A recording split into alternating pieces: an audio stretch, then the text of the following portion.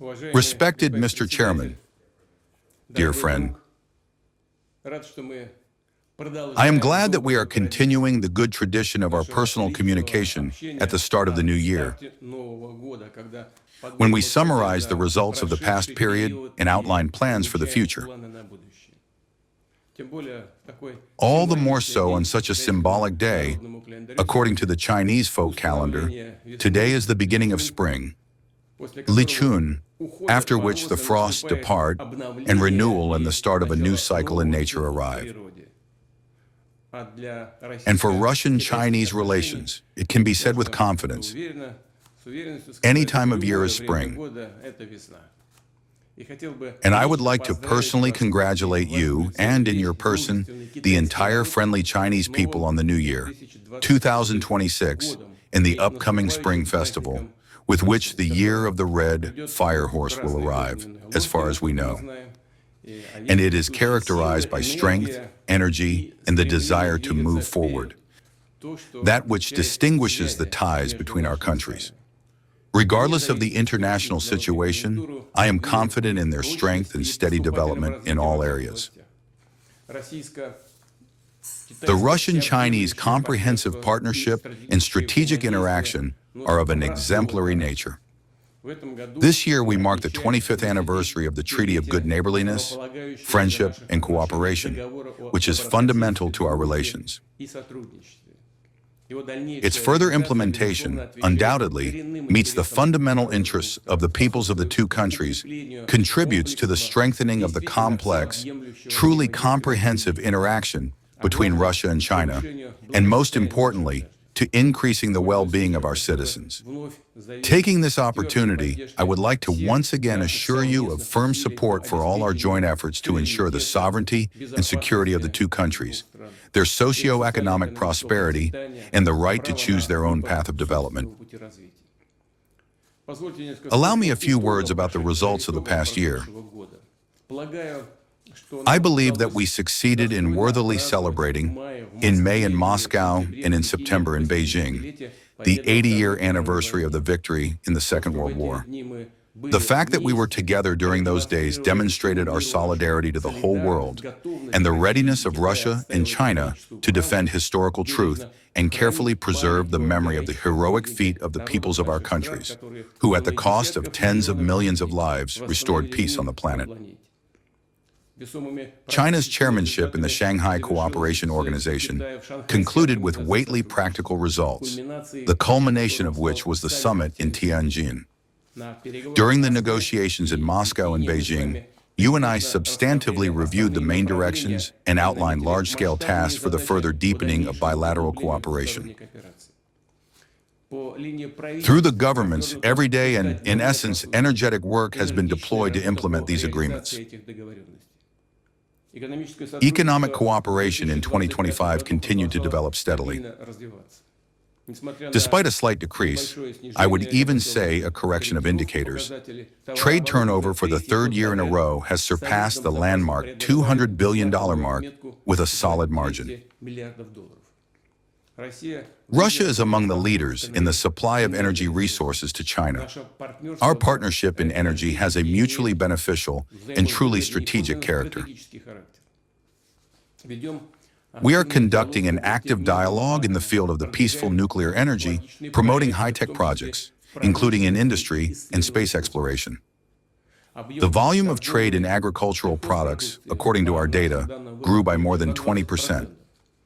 We are also satisfied with the pace of increasing humanitarian exchanges. The years of culture concluded with success. More than 400 vibrant events held within their framework aroused genuine interest among the citizens of both countries. We certainly do not stop at this. In particular, in the coming days in Moscow, and indeed in other Russian cities, the Chinese New Year will again be widely celebrated. This has become a good tradition for us too. The residents and guests of Beijing will get acquainted with Russian traditions of seeing off the winter at the Moscow Maslenitsa Festival. Cross years of education have begun. Currently, more than 56,000 Chinese students are studying in Russia, and in China, over 21,000 Russian students. Dozens of joint educational institutions and specialized associations of universities are functioning. At the same time, significant potential remains for the further expansion of ties in this sphere, especially since the era of innovation and informatization dictates the necessity of training personnel in new, advanced directions. The introduction of a visa-free regime undoubtedly contributes to the growth of business and humanitarian contacts. I am grateful to you for this initiative, which we supported with readiness. As far as I know, with the start of its implementation, no significant issues have arisen for the respective specialized agencies. As for the international situation, in conditions of increasing turbulence in the world, the foreign policy linkage of Moscow and Beijing remains an important stabilizing factor. We are ready to continue the closest coordination on global and regional subjects, both on the bilateral track and on all multilateral platforms. In the UN, BRICS, the Shanghai Cooperation Organization, and others, where the Russian-Chinese tandem plays an, in many ways, key role. We wish you success and undoubtedly will provide all necessary assistance to the Chinese chairmanship, to our Chinese friends in the Asia-Pacific Economic Cooperation Forum. Dear friend, once again, Happy New Year and happy upcoming Spring Festival. Strong health to you personally, well-being, and luck in 10,000 affairs, and to the friendly Chinese people, peace and prosperity. Thank you.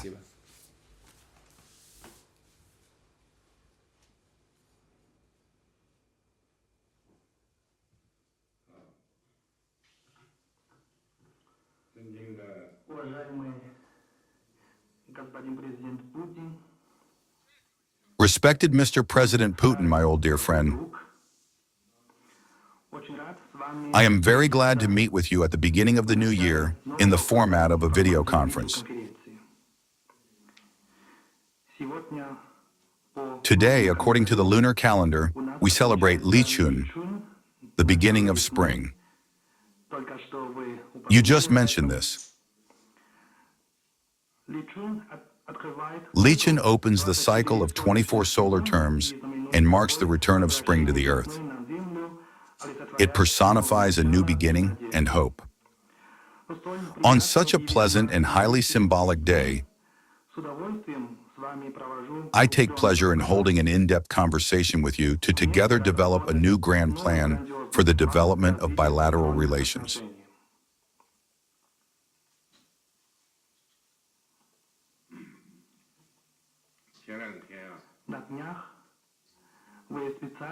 The other day, you specifically sent Comrade Shoigu to China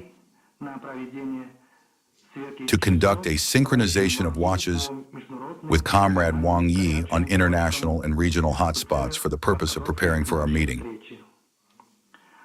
Comrade Wang Yi reported to me,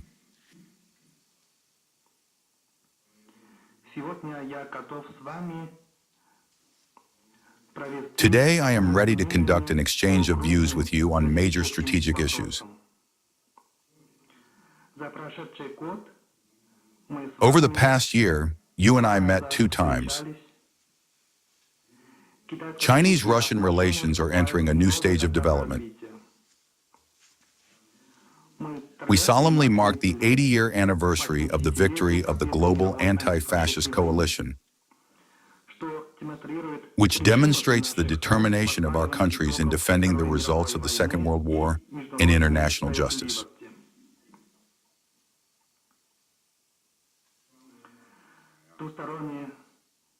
Bilateral trade cooperation is developing dynamically and stably, and cooperation in new spheres is advancing at an accelerated pace. The years of culture of China and Russia were successfully organized.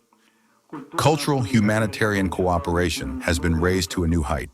People-to-people exchanges have become more lively. The successful holding of the SCO summit in Tianjin and the meeting of the SCO Council of Heads of Government in Moscow allows us to strengthen multilateral interaction for the purpose of continuing our work on the creation of a multipolar world and a more just and rational system of global governance. The year 2026 is the first year of our country's 15th five-year plan. China is ready to more actively expand openness to the outside world at a high level and is ready to share new development opportunities with the countries of the world, including Russia.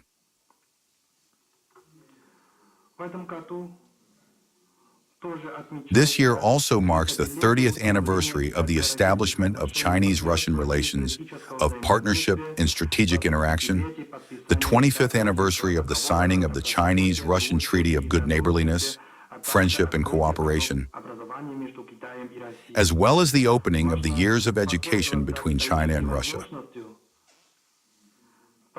It is important to take advantage of the historical opportunity, constantly deepen strategic interaction, and together bear the responsibility of major powers for the sake of the continuous development of Chinese-Russian relations along the correct trajectory.